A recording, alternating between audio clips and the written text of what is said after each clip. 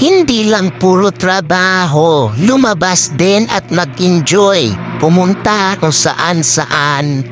Marami tayong makikitang magagandang tanawin, masarap paliguan, kagaya na nga nito. Merong waterfalls, ilog dito sa Indang, Cavite. Diba? Tatanggalin natin yung stress natin. Mag-enjoy tayo, magliwaliw tayo, mag-relax tayo. Saka na natin iisipin yung problema sa mga susunod na araw pagbalik natin sa trabaho.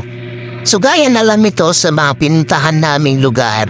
Ito, isa na to sa magandang lugar na pinuntahan namin dito sa Indang, Cavite. Diba? Waterfalls, malamig ang tubig, natural yung daloy ng tubig kasi nga ilog siya mga paps. So yan ang ginagawa namin, nag-enjoy kami dito.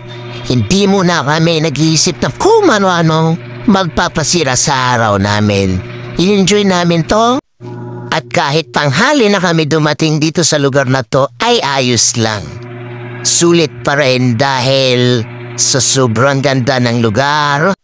Talaga nga namang mapapawaw ka sa ganda.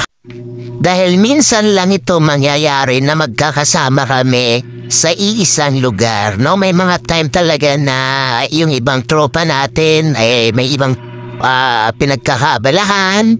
Diba? Ito, nag-enjoy kami o gumagawa sila ngayon ng thumbnail para sa video na ito at magpapabuhat pa tong isa. Akala mo kung magaan siya, no? Mabigat ka, huy. Tira mo hirap na hirap yung isa sa'yo. Ayan na.